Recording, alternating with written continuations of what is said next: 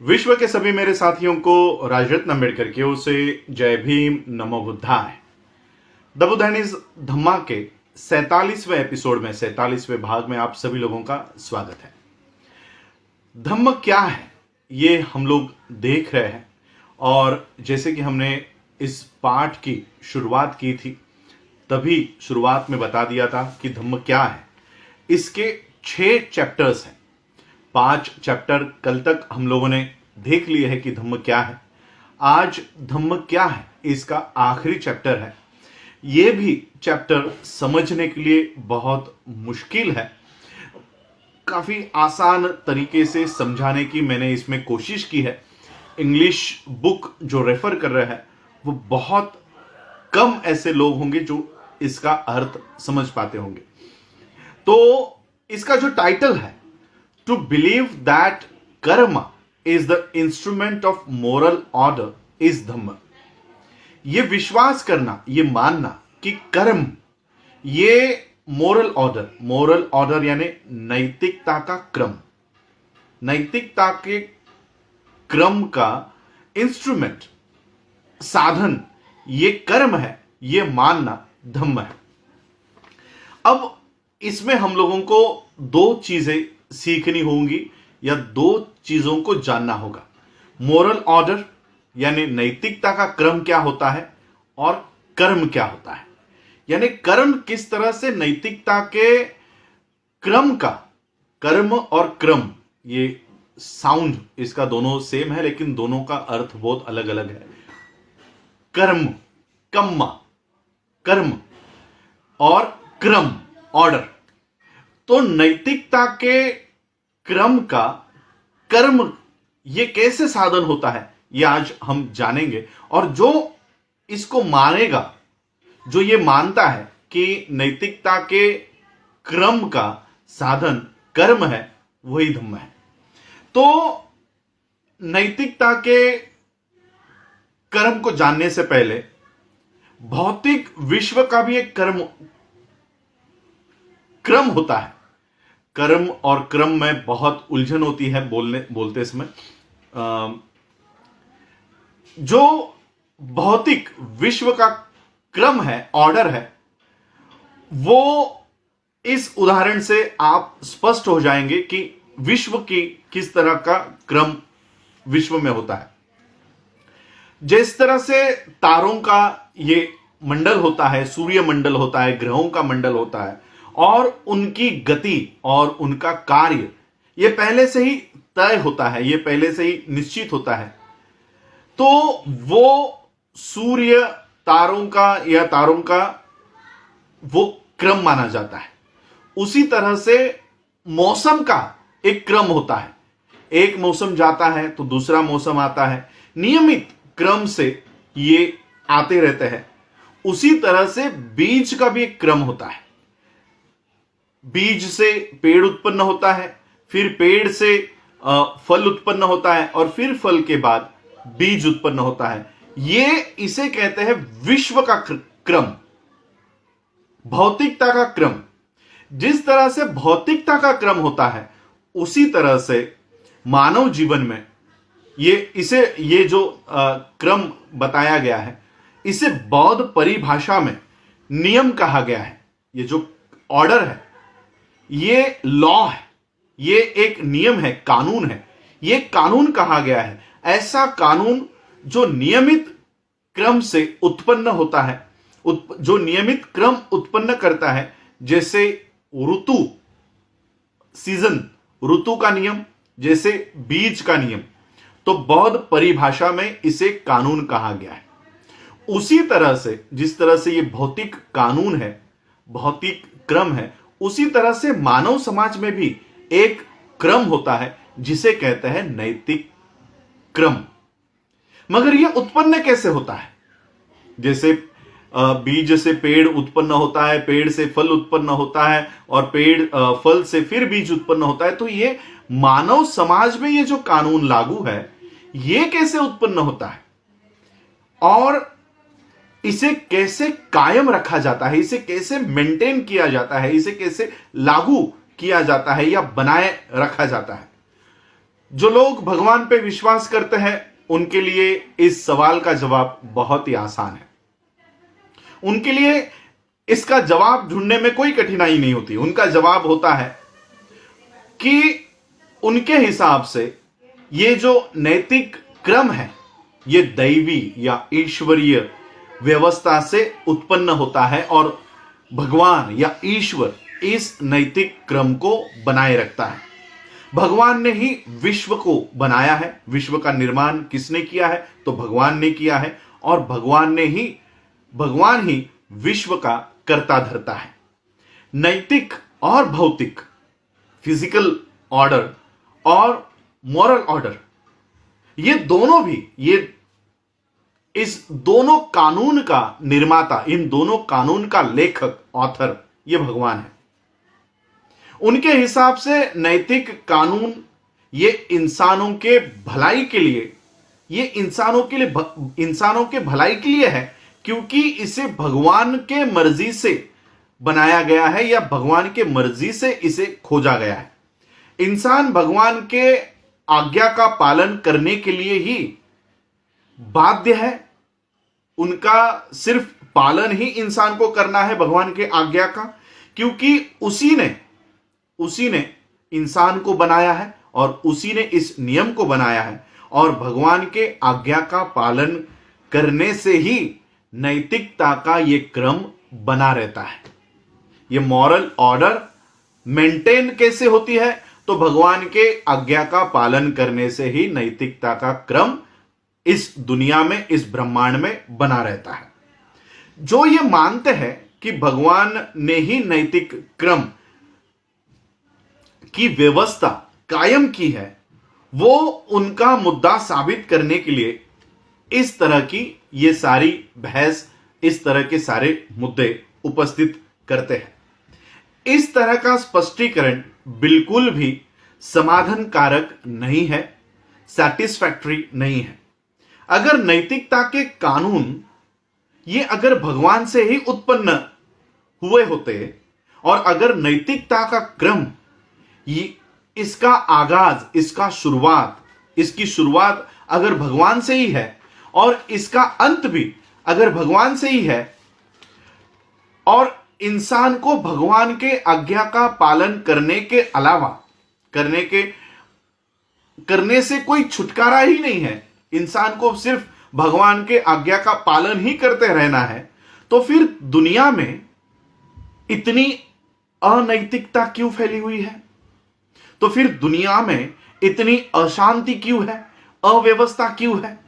अगर भगवान ने ही इस नैतिक क्रम का निर्माण किया है, नैतिक क्रम के कानून को उन्होंने ही लिखा है, तो फिर दुनिया में इतनी अशांति, अव्यवस्था, अनैतिकता क्यों है?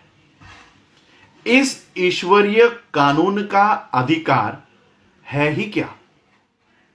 इस ईश्वर ने ये जो कानून बनाया है, इसका अधिकार क्या है? इसका काम क्या है? और ये ईश्वरीय कानून इंसान पर अपनी पकड़ कैसे बनाए रखता है? भगवान ने जो कानून बनाया है, इसे पालन करने के लिए ये भगवान इंसान पर कैसे इसको बाध्य करता है? ये भगवान कैसे बाध्य करता है इंसानों को इस कानून का पालन करने के लिए? ये उचित सवाल है। लेकिन जो मानते हैं कि नैतिक क्रम का आधार भगवान है, ईश्वर है, दैवी व्यवस्था से है, उनके पास इस सवाल का कोई समाधानकारक जवाब नहीं है। इन कठिनाइयों से बचने के लिए, इन सवालों से बचने के लिए ये जो लोग हैं, ये जो वर्ग है, जो ये मानता है कि दैवी या ईश्वर के ही कहने से ये नैतिक क्रम लागू हुआ है, ये इन सवालों से बचने के लिए इन लोगों ने एक दूसरा सिद्धांत तैयार किया है। ईश्वरीय व्यवस्था के इस सिद्धांत में इन्होंने एक थोड़ा बदलाव किया है। अब ये कहते हैं, अब इनका उत्तर यह है कि इसमें कोई शंका नहीं कि इस विश्व का निर्माण भगवान ने किया है। इसमें कोई शंका नहीं कि विश्व का निर्माण भगवान के आदेश से ही हुआ है। और यह भी सच है कि ब्रह्मांड भी, ये यूनिवर्स, ये पूरा ब्रह्मांड, ये भी भगवान के इच्छा और दिशा निर्देश पर ही ये निर्माण हुआ है, पैदा हुआ है। और यह भी सच है कि भगवान ने ही इस ब्रह्मांड को चलाने के लिए सारी की सारी शक्ति ये निसर्ग को दे दी है। लेकिन भगवान ने उनके बनाए हुए नैतिकता के कानून को लागू करने के लिए यह निसर्ग के ऊपर छोड़ दिया है, नेचर के ऊपर छोड़ दिया है कि वो भगवान के बनाए हुए कानून का पालन निसर्ग को करना है। इस भगवान के बनाए हुए कानून के क्रम को, नैतिकता के क्रम को, इसको बाध्य करने के लिए, इसको लागू करने के लिए अब भगवान ने इसको निसर्ग के ऊपर छोड़ दिया है। और अगर दुनिया का नैतिक क्रम बिगड़ जाता है, दुनिया में जो नैतिक क्रम है वो अगर बिगड़ जाता है, असफल हो जाता है, टूट जाता है, तो वो पूरी तरह से निसर्ग का दोष है, भगवान का नहीं। ये सिद्धांत या ये मार्ग इन लोगों ने ढूंढ निकाला है। सिद्धांत में इस तरह का बदलाव करने के बाद भी कठिनाइयों का समाधान नहीं हो रहा।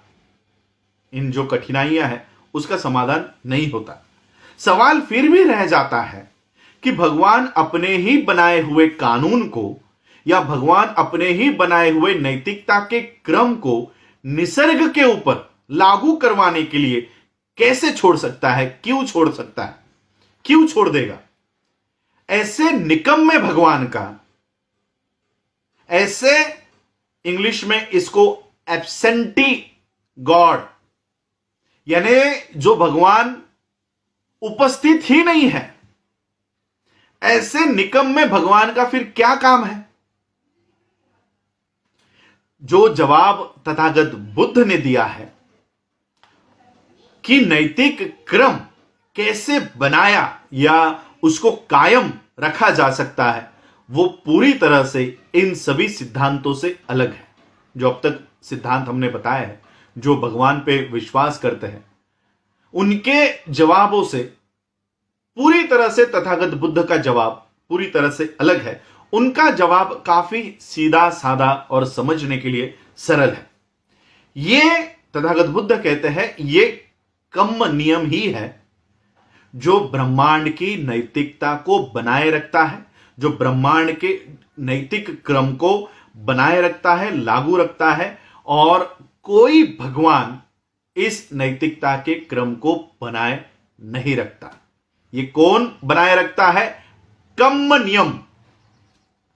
यहां पर इंग्लिश में भी डॉक्टर बाबा साहब अंबेडकर जी ने जो शब्द प्रयोग किया है वो कम्म लिखा है, KAMMA, कम्म।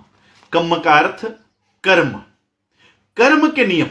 अब किसी लोगों को कम्म बोला तो शायद समझ में नहीं आएगा, इसलिए मैं कर्म यह शब्द का प्रयोग करता हूं, लेकिन बुक में कम्म यह शब्द का प्रयोग किया गया है। ब्रह्मांड का नैतिक क्रम अच्छा है या बुरा है, लेकिन वो पूरी तरह से, अब ब्रह्मांड का नैतिक क्रम, मॉरल ऑर्डर, ये अच्छी है या बुरी है, ये पूरी तरह से इंसानों के कर्म के ऊपर निर्भर करता है। ये पूरी तरह से इंसानों के कर्म के ऊपर निर्भर है और किसी भगवान के ऊपर और किसी के ऊपर ये निर्भर नहीं करता।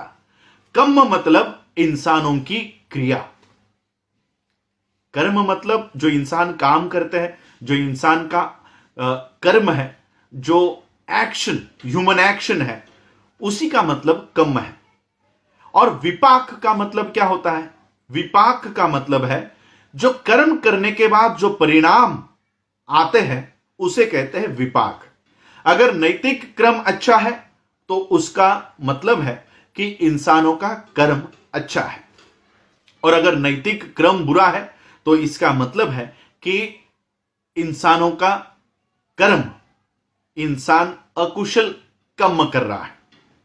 अगर ब्रह्मांड का नैतिक क्रम अच्छा है तो इंसान कुशल कर्म कर रहा है, अगर ब्रह्मांड का नैतिक क्रम बुरा है तो इंसान अकुशल कर्म कर रहा है। बुद्ध ने केवल कर्म की इतनी ही बात उन्होंने नहीं समझाई है, सिर्फ कर्म के बारे में उन्होंने नहीं बताया, कर्म के नियम या कर्म के कानून को भी उन्होंने समझाया है। कोई भी कुशल कर्म के अच्छे परिणाम पाने से कोई भी इंसान कभी भी वंचित नहीं रह सकता, दूर नहीं रह सकता। हर इंसान अपने कुशल कर्म करने के बाद उसको उसके लाभ, उसके बेनिफिट उसको जरूर मिलेंगे। उसको उसके जीवन में कभी ना कभी यह बेनिफिट जरूर मिलेगा। और कोई भी इंसान अकुशल कर्म करने के बाद उस अकुशल कर्म का परिणाम, उस अकुशल कर्म के परिणाम से कभी भी वो इंसान नहीं बच सकता। तथागत बुद्ध ने कुशल कर्म करने के लिए, इसलिए तथागत बुद्ध ने कुशल कर्म करने के लिए कहा है। कुशल कर्म ये अच्छे नैतिक क्रम बनाने के लिए मददगार साबित होते हैं और सारी मानवता इससे लाभ प्राप्त करती है। पूरे ह्यूमैनिटी को इसका बेनिफिट होता है। अकुशल कर्म से, अकुशल कर्म, तथागत बुद्ध कहते हैं कि कुशल कर्म करो, कुशल कर्म करो, अकुशल कर्म मत करो। अकुशल कर्म करने से बुरे नैतिक क्रम का उत्पन्न होता है और इस बुरे नैतिक क्रम का भुगतान पूरे मानव जाति को करना पड़ता है। पूरी मानव जाति इसे भुगतती है। मैं यहां पर थोड़ा सा बुक का एक्सप्लेनेशन रोकता हूं ताकि आपको इस बात का एक एग्जाम्पल दे सकूं। जैसे आज हम लोग सभी लोग लॉकडाउन में घर पर बैठे हुए हैं, इसकी वजह है कोरोना वायरस। अब ये कोरोना वायरस किसी एक व्यक्ति के वजह से पूरे विश्व में ही फैला होगा। भारत में भी कुछ गिने चुने लोग विदेश से भारत में आए और फिर भारत में कई जगह पर वो गए होंगे, अलग अलग स्टेट्स में गए होंगे और फिर वो उनके बर्ताव के वजह से और जो प्रिकॉशंस लेने चाहिए थे वो उन्होंने नहीं लिए, तो वो पूरे भारत में फैल गया। ये एग्जाम्पल यहां पर फिट बैठता है कि किसी एक व्यक्ति के अकुशल कर्म करने से पूरे मानवता की ये जो भौतिक क्रम है, ये मानवता को पूरा इसको सहन करना पड़ेगा। इसका जो भी परिणाम होगा वो पूरे मानवता को सहन करना होगा। तो चलिए फिर से बुक की ओर आते हैं। जब कोई कर्म करता है तो उस कर्म का परिणाम आने में कुछ वक्त लग सकता है। अब कर्म और परिणाम इन दोनों में कुछ गैप है।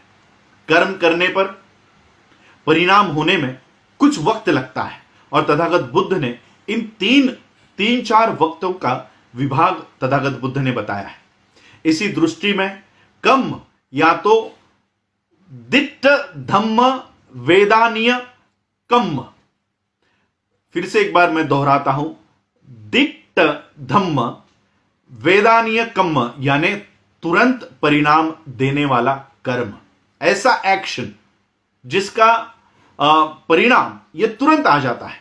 दूसरा उपपज्जो वेदनीय कर्म यानी इसका परिणाम कुछ देर के बाद हासिल होता है। ऐसे कर्म जिनके परिणाम कुछ देर के बाद होते हैं।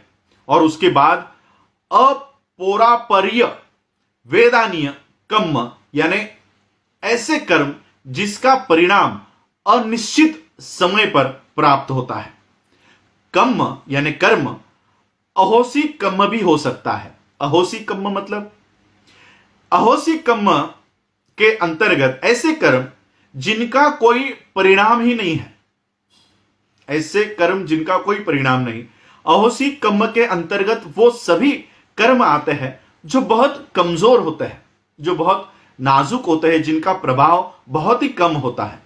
ये अन्य कर्मों द्वारा हमारे दूसरे कर्मों में ये कर्म छुप जाते हैं या इनका प्रभाव कम हो जाता है। ऐसे कर्म अहोसी कर्म का कहे जाते हैं जिनका कोई रिजल्ट नहीं होता, जिनका कोई परिणाम नहीं होता। इन सभी बातों से, इन कर्म के नियमों से, सभी बातों को मानकर, इन सभी बातों को जानने के बाद भी तथागत बुद्ध इनका जो दावा है ये कहीं पर भी कम नहीं होता कि कर्म का कानून, उनका जो सिद्धांत है, कर्म के कानून का सिद्धांत है कि कर्म का कानून बहुत ही कठोर होता है, निष्ठुर होता है। जैसा कर्म करोगे वैसा फल मिलेगा। वो कभी कभी दया नहीं दिखाएगा। और इसी तरह से तथागत बुद्ध का जो दावा है कि कर्म का कानून ये निष्ठुर है, निष्ठुर होता है, कठोर होता है, ये उसके परिणाम के आने के समय के बावजूद भी तथागत बुद्ध का यह दावा कहीं पर भी कम नहीं समझा जाना चाहिए। कर्म के कानून के सिद्धांत की संकल्पना का मानना ऐसा जरूरी नहीं है कि कर्म करने वाले पर ही उसका परिणाम भुगतना पड़ता है। जैसे फिर से हम उस वायरस को लेकर चलते हैं कि जिसको इसकी बाधा हुई है सिर्फ उसी को इसका परिणाम नहीं भुगतना पड़ रहा, पूरा विश्व इसका परिणाम भुगत रहा है। तो कर्म के कानून के सिद्धांत की संकल्पना ऐसा मानना नहीं है कि ऐसा जरूरी नहीं है कि जो कर्म कर रहा है सिर्फ उसी को उसका परिणाम भुगतना पड़ेगा। यह बहुत बड़ी भूल हो सकती है, ऐसा मानना बहुत बड़ी भूल हो सकती है। कभी कभी किसी इंसान की कृति किसी और को उसका परिणाम भुगतना, उसके परिणाम भुगतना पड़ सकता है। इसी तरह से कर्म का नियम या कानून काम करता है, या तो ये नैतिकता के क्रम को बनाए रखता है या उसे उजाड़ देता है। इसी तरह से कर्म का नियम, कर्म के कानून ये काम करता है, ये या तो ये जो नैतिकता का क्रम चल रहा है जो मानव समाज में है, या तो उसको बनाए रखता है या तो उसे पूरी तरह से उजाड़ देता है। इंसान आते हैं, इंसान चले जाते हैं, लेकिन नैतिकता का क्रम, नैतिकता का कानून, नैतिकता का नियम ये हमेशा बना रहता है। ये कानून हमेशा लागू रहता है, ये नियम हमेशा बना रहता है। और इसी वजह से तथागत बुद्ध ने बुद्ध के धम्म में नैतिकता, इसीलिए ये सारी जानकारी देने के बाद तथागत बुद्ध के धम्म में जो अलग अलग धर्मों में ईश्वर का स्थान है, अलग अलग धर्मों में, जैसे क्रिश्चियनिटी में जीसस का स्थान है, जैसे इस्लाम में मोहम्मद पैगंबर का स्थान है, इसी तरह से तथागत बुद्ध के धम्म में ईश्वर के स्थान पर ईश्वर नहीं है, नैतिकता का कर्म है। नैतिकता ये तथागत बुद्ध के धम्म में भगवान के स्थान पर इसे माना गया है। इसी तरह बुद्ध का जवाब है कि ब्रह्मांड में नैतिकता का क्रम कैसे बनाया रखा जा सकता है, ये ही तथागत बुद्ध का ये जवाब है। वो काफी सरल है और इसका कभी खंडन नहीं हो सकता, ऐसे तथागत बुद्ध का ये जवाब है। इतना समझाने के बावजूद भी इसका सही अर्थ इंसान नहीं निकाल पाता, इंसान इसका सही अर्थ स्पष्ट नहीं कर पाता। कई बार कहने के बजाय हमेशा इसे गलत तरीके से समझा जाता है। बहुत लोगों को यह समझ में ही नहीं आता कि कर्म का नियम या कर्म का कानून ये तथागत बुद्ध का नैतिकता क्रम कैसे बनाए रखा जाता है उसका जवाब है। और यही तथागत बुद्ध के कर्म नियम का कानून का उद्देश्य भी है। तथागत बुद्ध के कर्म नियम या कर्म के कानून का यही उद्देश्य है। कर्म के कानून का मतलब सिर्फ सामान्य नैतिक क्रम से ही है, इससे ज्यादा नहीं है। किसी इंसान के भाग्य और दुर्भाग्य से, तथागत बुद्ध के कर्म के नियम से, कर्म के कानून से कोई लेना देना नहीं है। ब्रह्मांड में नैतिक क्रम कैसे बनाए रखे, इससे, सिर्फ इससे ही तथागत बुद्ध के कर्म के नियम का, कर्म के कानून का मतलब है। और इसलिए कर्म का कानून, कर्म का नियम, कर्म का सिद्धांत, ये तथागत बुद्ध के धम्म का एक भाग है, अंग है। और इसीलिए इस चीज में, इस बात में विश्वास रखना कि कर्म का कानून ही इस ब्रह्मांड के नैतिकता के क्रम को बनाए रखता है, यही धम्म है।